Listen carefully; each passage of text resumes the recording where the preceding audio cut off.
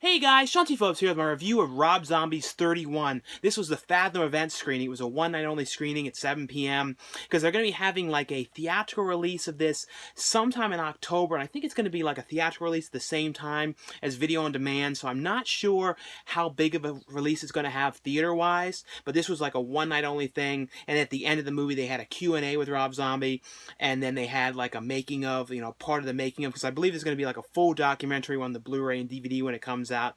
Also, I'm pretty certain this was the R-rated cut of the movie, because when it comes to, DVD and Blu-ray, it's going to be like the uncensored NC-17 cut of the movie. But basically, though, this movie was basically about a group of these people. It was kind of hard to exactly figure out who these people were. I believe they were like part of like a circus kind of like carnies kind of act, and there was some kind of other stuff going on with the girls in the group as well, I think.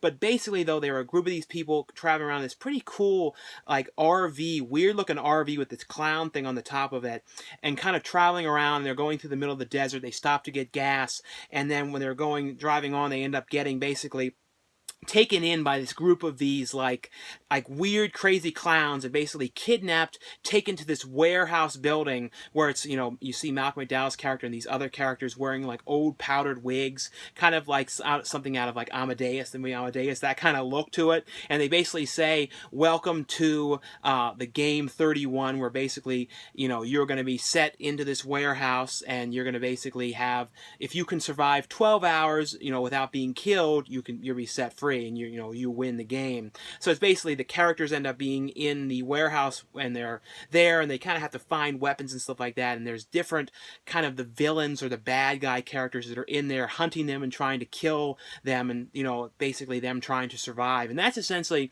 what the plot of the movie was. The first villain, though, that they had come in, which was a guy who was dressed like Hitler and had like a Hitler look and a swastika and stuff like that, that character, I don't know, it didn't start off super strong with that character. Like, it was like, as you would say, slightly cringy, just because of like the acting of it, and I felt like it just wasn't totally working, that character, because it was just like, ooh, it just wasn't really coming across as very strong, and I don't know, there's just something about the way it was going, and just didn't seem very interesting, and it seemed like the acting wasn't that good compared to the one actor who's the guy, the first person you see in the movie, and who's like the guy dressed as a clown with a bloody face. Like, he was so strong in this. I will say, though, too, I kind of had a feeling, too, like some of the characters, like the clown characters who have chainsaws, were kind of doing, like, impersonations of Bill Moseley's characters, like, kind of doing Chop Tops and kind of doing Otis, and it was kind of that same kind of thing, and I was kind of thinking, why didn't Rob Zombie just get Bill Moseley in this movie? Because I really felt like Bill Moseley should have been in this movie playing one of these roles. And same with Sid Haig. I was like, because I know he wanted to put a lot of new people in here and then bring back some people, but I felt like, especially Bill Moseley, would have been really cool in this movie, because I always am a huge fan of Bill Moseley. But the movie, though, was actually very cool. I mean, it was very brutal. It was like, if you know his movies, it was on the line of Devil's Rejects and Halloween 2, with extreme brutal violence of the kills and what's happening, and it's like no holds bars, for what's kind of happening to the characters, and just extreme, like, and it was shot very much too like Devil's Rejects, which I actually like, that kind of shooting, which is like real kind of shaky, no tripod, all handheld, and, close-ups and stuff like that. So if you know it, Devil's Rejects, you know that kind of shooting style. The other thing, though, the movie was set in 1976, and in some ways it felt 76, like, because they were listening to on the radio Wolfman Jack, the guy's like, hello, hey, Wolfman Jack here, how you doing, come on up here, listen to my old Halloween radio show, yeah, Wolfman Jack. And I always liked that Wolfman Jack radio guy. He was in Motel Hell as the preacher in that, and he was always so cool, but they used bits of his radio show, because the movie was set on Halloween. This is like when they have the annual of what they do, this 31, like the game of kidnapping people and taking them into this warehouse and basically watching them. And that's the only thing, too, the aspect of Malcolm McDowell's characters with the powdered wigs and stuff, they were kind of like the gamekeepers of this game. They were kind of like basically keeping score and saying the odds of these people living and dying.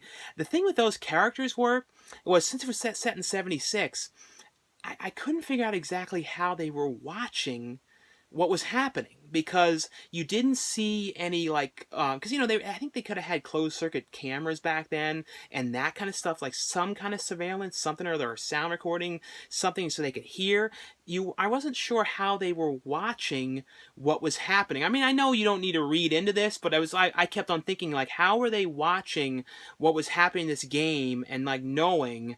And then, like, sometimes the time would go by and go, how would they have done this to this character, in a food scene, how they have had the time to do that. I mean? Like, there's just certain stuff like that that I was kind of wondering with the time frame and the surveillance aspect, and the aspect, too, of, like, setting in the 70s.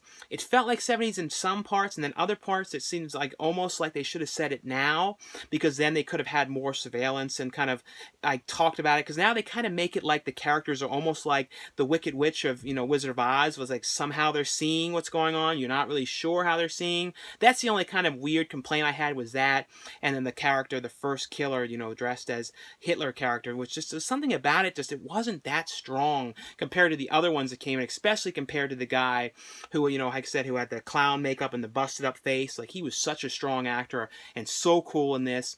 But I really did like it. It did, it was no way perfect whatsoever.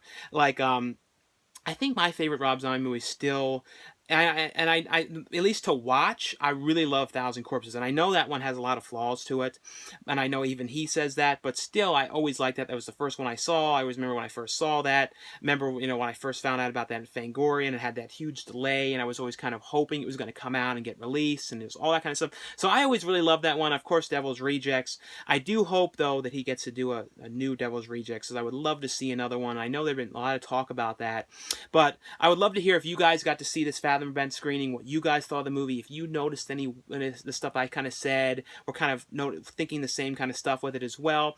But overall, though, I really did like it. It just wasn't absolutely perfect in all aspects, but still was very cool. E.G. Daly was in the movie as well. Liked her character a lot. And, I've always been a fan of E.J. Daly, especially since, Pee-wee's Big Adventure, and, she does the voice of Tommy Pickles and tons of voices, and, was in Dutch and lots of different movies. But anyway, though, guys, thanks again for watching and subscribing, and I'll see you guys later. Bye.